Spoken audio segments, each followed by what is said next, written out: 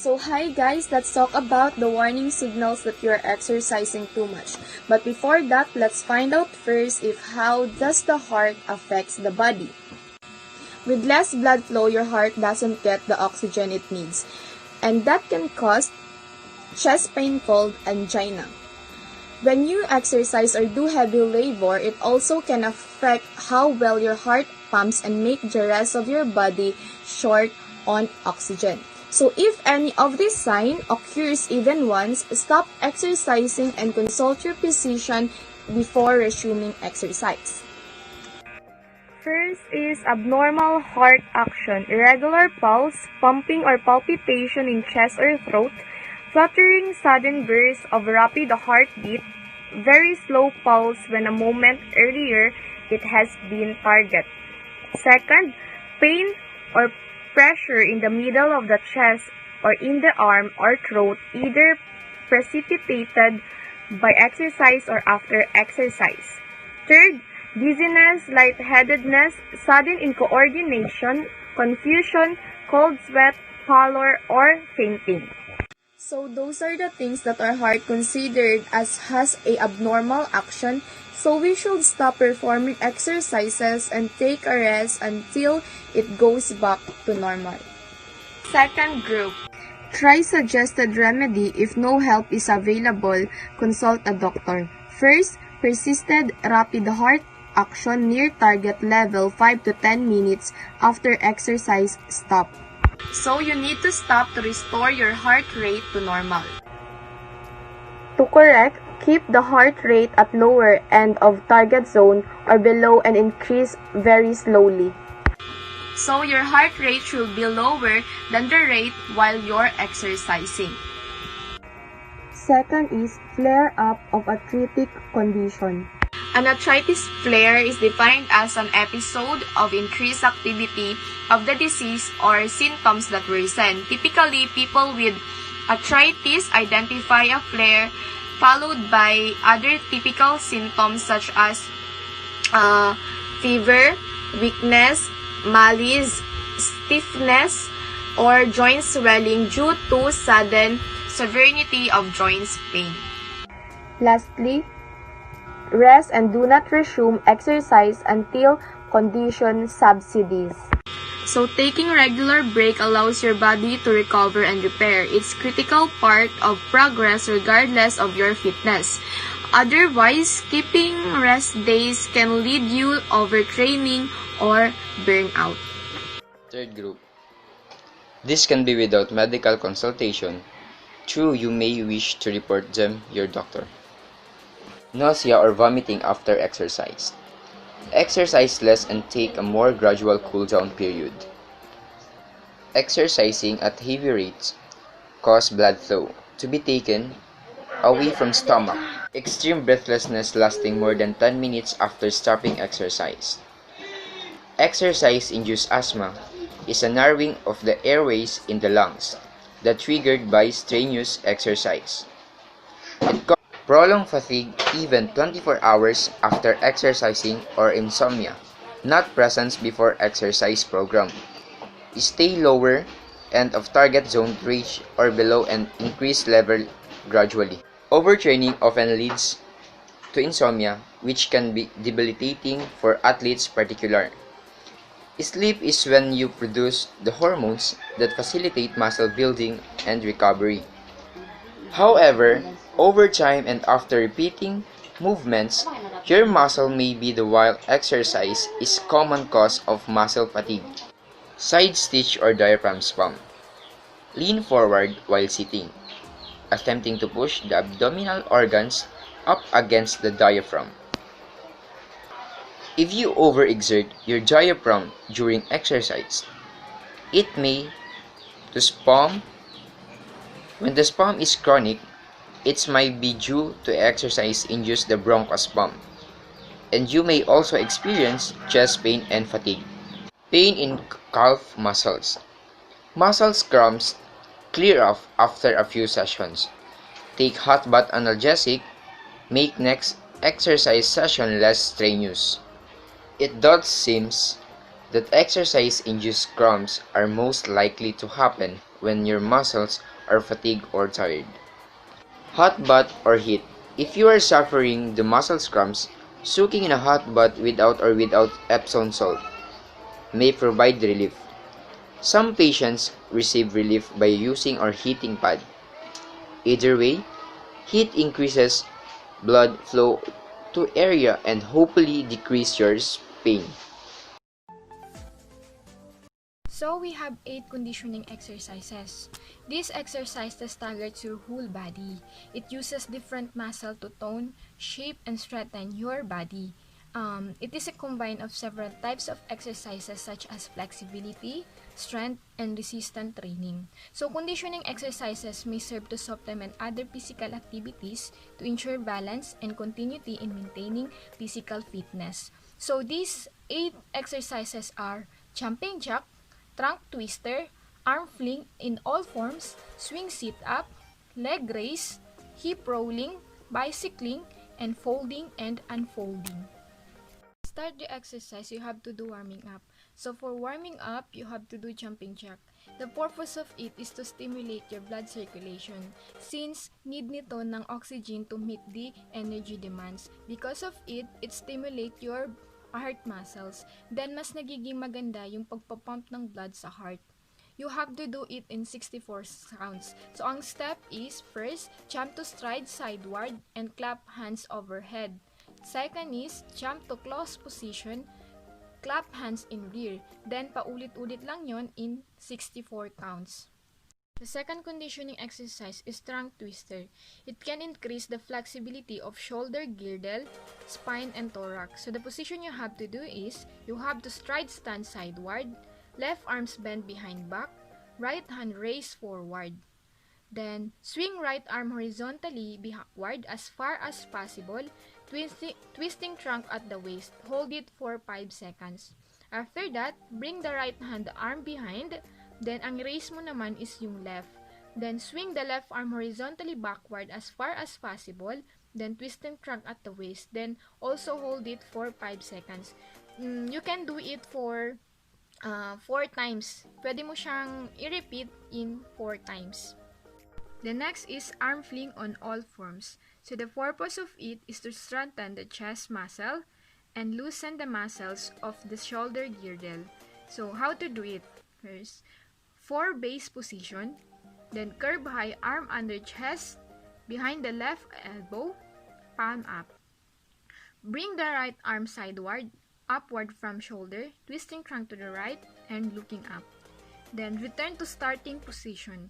Continue swinging up for 7 times. Then replace the right hand with left hand, then reverse the position and repeat it. Next is swing sit up. So, ang purpose naman nito is to strengthen the abdominal muscle. So, how to do it? Supine lying position, arms overhead, knees bent, and feet flat on the floor. Swing arm pulling trunk to sit-up position, then return to starting position slowly. Then, ulit-ulitin mo lang siya for 64 counts. Next is leg raise. The purpose of it is to strengthen leg thigh and abdominal muscle. So, how to do it? You have to lie on the floor on your back, then put your arms at the side, then raise right leg upward, knees straight. Then, ibaba mo yung right leg, then ang i-raise mo naman is yung left. Then, i-repeat mo siya in 64 counts. Next is hip rolling. The purpose of it is to strengthen abdominal muscle and to reduce hips o para kulangan ng fat sa hips. So, how to do it? You have to lie on the floor with arm on the sides, then bend your knees close to chest, then roll to right hip, keep your knees together, then return to original position, then roll to the left hip, keep your knees together, then return to original position, then repeat the sequence for 64 counts. Second to the last is bicycling. So, dito need ang stationary bike. So, ang purpose nito is to strengthen abdominal, thigh, and leg muscle. So, paano siya gawin? You just have to do shoulder stand position, then pedal as many times as desired. So, lastly is folding and unfolding. Ito naman, ang purpose niya is for general relaxation. So, paano? First, stride stand sideward, then arms raise upward, and drop forward. arms hanging limply. Then, gradually, raise trunk to upright position, then repeat it for several times. Aerobics floor exercises for fitness. Aerobics was discovered by Dr. Kenneth H. Cooper in year 1970s. Aerobic exercise is any type of cardiovascular conditioning. Aerobic means with oxygen. Your breathing and heart rate will increase during aerobic activities. The purpose of aerobic exercise is to keep your heart, lungs, and circulatory system healthy.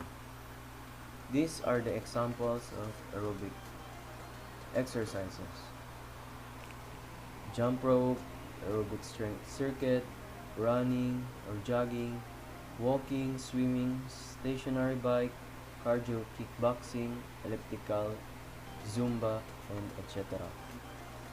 Aerobic exercises recommends 30 minutes or more and 5 or more days each week. The structure of an aerobic class. Aerobic exercises stimulates the heart rate and breathing rate to increase in a way that can be sustained for the exercise session. There are 3 phases of an aerobic class. Number 1 is the warm-up phase. The purpose of the warm-up phase is to prepare your body for the following conditioning phases. Warm-up gradually step up your cardiovascular system by raising your body temperature and increasing the blood flow to your muscles. There are 3 aspects for this preparation. Number 1 is warming the body. A general warm-up can be achieved by using the major muscle groups in controlled, brisk rhythmical activity. The purpose of warming up the body is to help to reduce the muscle soreness and lessen the risk of injuries. As your body temperature increases, you will loosen your joints and increase blood flow to your muscles. It means when you warm up your body before the aerobic class or the aerobic session, it will lessen the stress to your joints and tendons while performing the activity. Number 2, mobility. Normal mobility must be established in preparation for the following conditioning phase. The primary focus of mobility is to improve the range of movement, muscle elasticity, and improve technique, thereby improving the power output and performance. Mobility is also essential because it prepares our bodies for the stress of training. It is also a vital contributor in reducing the risk of injuries. Some examples of mobility are ankle mobility, walking hips openers, shoulder pass-through, and neck half circles. Number 3, specific stretching. Specific stretching can improve flexibility and range of motion about the joint. Stretching may also help you to improve your performance in some other activities by allowing your joints to move through their full range of motion. In this part, it is simply performing some more specific stretchings directly related to aerobics that will allow you to improve the flexibility of your joints and the other parts of your body. The conditioning phase. The most important phase because it maximizes performance throughout all your body. During the conditioning phase, you perform the exercise that produce fitness benefits such as calorie burning, building endurance, or muscle strengthening. The aerobic component. Aerobic exercise is considered by most experts to be the single most important component of fitness. It aims at improving capacity of the body and it decreases the risk of coronary artery disease, cancer, and diabetes. The cool down phase. The cool down phase is like exciting the off-ramp when the body normalizes for low-pace everyday activity. There are 2 aspects of this phase. The recovering, it is decreasing intensity, and the flexibility development is essential at the conclusion of the class.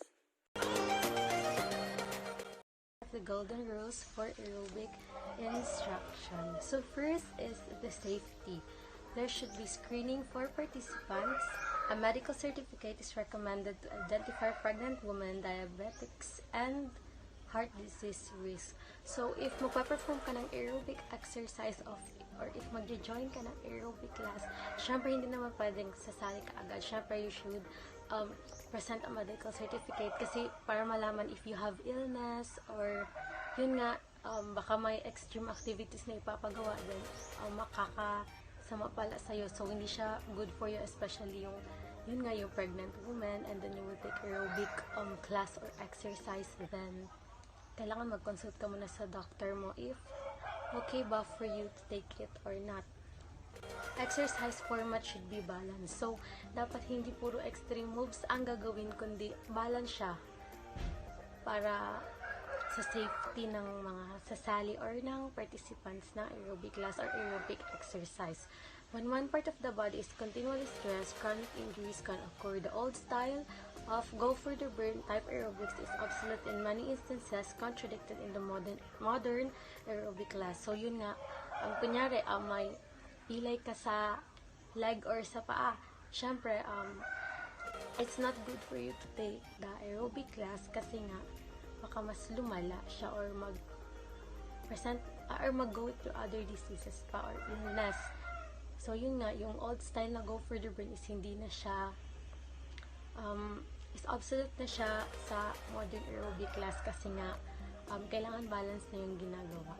Next, number 2 is simplicity. If movement is simple and fun, there's no reason why it should be sacrificed for another more complex movement. If a movement is simple, mistakes are less common and hence there is less chance of injury.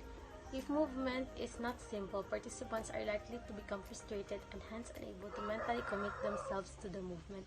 So, dapat yung steps na gagawin is simple para ma-enjoy nila, and then anuhin mo yung very kumbaga pa, not simple na step kung hindi naman nila makakaya and hindi naman sila mag-enjoy kasi not all of it is kayang gawin yung extreme na or not simple na movement na yun. So much better kung simple kasi mag-enjoy pa sila and makakabuti sa mental health nila kasi kung gagawin mo mahirap yung step na yun, syempre may isip sila, ma-frustrate sila, bakit hindi ko magagawa. So dapat simple na lang para sa good for the body na rin naman and also especially for the mental health.